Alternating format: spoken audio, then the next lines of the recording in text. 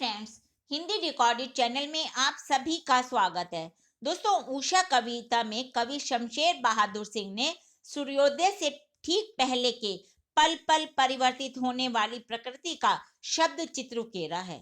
कवि ने भोर की आसमानी गति की तुलना हलचल भरे जीवन से की है। इसलिए वह सूर्योदय के साथ एक जीवंत परिवेश की कल्पना करते हैं जो कि गांव की सुबह से जुड़ता है। गांव में दोस्तों सिल होती है, राख से लिपा हुआ चौका और स्लेट की कालीमा पर चाक से रंग मलते अदृश्य बच्चों के नन्हे हाथ कवि की कल्पना में आकाश को देखकर उतर आते हैं। कवि ने अपनी कविता उषा में सूर्योदय से पहले आकाश के दृश्य को गांव की इन वस्तुओं से मिलान करते हुए बहुत ही सुंदर शब्दों से प्रकृति की निराली छटा को उकेरा है। तो दोस्तों, आज के अध्याय में हम कक्षा 12वीं की इसी उषा कविता के भावार्थ को जानेंगे, साथ ही साथ इसके प्रसंग और विशेष पर भी चर्चा करेंगे। पहले मैं इसका पहला काव्यांश पढ़ती हूँ।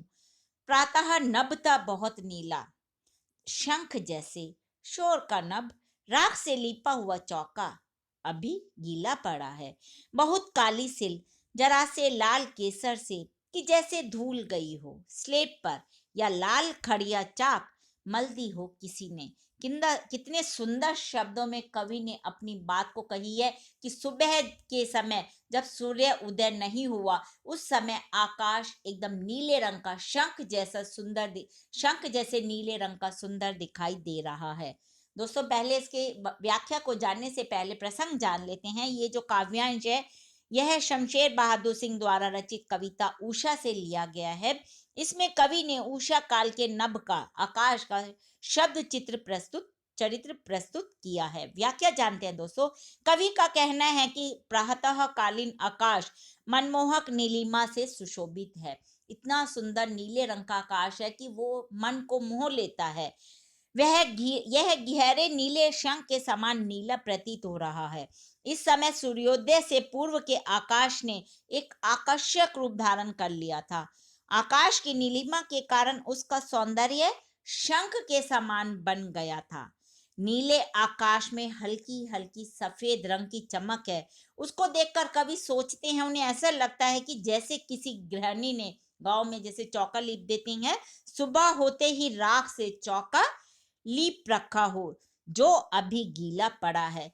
यानी कि दोस्तों, प्राकृतिक सौंदर्य में कवि को पवित्रता झलक रही थी, अथवा ऐसा लगता है जैसे लाल केसर से युक्त सिल को धो दिया गया है, अर्थात वह बहुत निर्मल हो लेकिन उस पर केसर की आभा भी दिखाई दे रही है। या फिर ऐसा लगता है वो ग्रे कलर का, स्लेटी रंग का जो आकाश हल्का हल्का दिखाई दे रहा है उस पर किसी ने लाल खड़िया चाक मल दिया हो, क्योंकि अब धीरे धीरे सूर्य उदय होगा और नीलिमा के साथ साथ आकाश में हल्की लालिमा भी आ जाएगी। तो वो ऐसा लगेगा जैसे केसर से खड़िया को मल दिया। गांव में जो दृश्य होता है, उस गांव का जो रहन सहन है या जो परिवेश है, उसको कवि ने सुबह के जो आकाश में सूर्योदय होने वाला है उसके दृश्य के साथ बहुत ही सुंदर तरीके से मिलान किया है।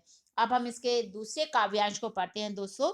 नील जल में या किसी की गौर झिलमिल देह जैसे हिल रही हो, और जादू टूटता है इस उषा का अब सूर्योदय हो रहा हो। मतलब धीरे धीरे सूर्य अब उदय हो रहा है, तो ऐसा लगता है जैसे नीला आकाश मानो नीला जल है, निर्मल जल है, और सूर्य का आकाश में प्रकट होना ऐसा लगता है मानो कोई सुंदरी नीले जल से बाहर आती हुई रह रह कर अपने गोरे रंग की आभा बिखरा रही है। यानी कि आकाश में उज्जवलता फैल रही है, रोशनी फैलती जा रही है। तो उसके लिए भी कवि ने ऐसा सोचते हैं, कवि को ऐसा लगता है कि कोई सुंदरी नीले जल से आ रही है और अपनी लालिमा बिखेरना शुरू कर रही है, और सूर्य के प्रकट होने से उषा का जादू के समान यह सौंदर्य समाप्त हो रहा है। जो नीलिमा थी अब वो सूर्योदय से ढक जाएगी, जो उसका जादू था वो समाप्त होना शुरू हो जाएगा। अब दोस्तों, हमने इसकी प्रसंग भी जान लिया था, इन दोनों काव्यांशों की व्याख्या भी जान ली। अब इस कविता में कवि विशेष तौर पर क्या कहते हैं उसको भी जान लेते हैं। कवि ने प्रकृति का मनोहारी चित्रण इसमें किया है, और शंख जैसे में और उपमालंकार और नील जल और हिल रही हो में उत्प्रेक्षा अलंकार का प्रयोग किया है। कविता में सहज सरल खड़ी बोली में बहुत ही सुंदर अभिव्यक्ति है। ग्रामीण परिवेश, हम जब इस कविता को पढ़ते हैं तो वो ग्रामीण परिवेश हमें सजीव हो जाता है। कवि ने नए बिंबों व उपमानों का प्रयोग किया है, साथ ही साथ मुक्तक छंद का प्रयोग किया गया है और माधुर्य गुण कविता में है। तो दोस्तों, ये हमने जानी उषा कविता की व्याख्या। हिंदी भाषा के और भी प्रमुख विषयों पर हम आगे के अध्याय में समय समय पर इसी प्रकार चर्चा करते रहेंगे। पर दोस्तों, उनको सुनने के लिए आपको मेरे इस चैनल को लाइक और सब्सक्राइब करना होगा। धन्यवाद दोस्तों, आपका दिन शुभ हो।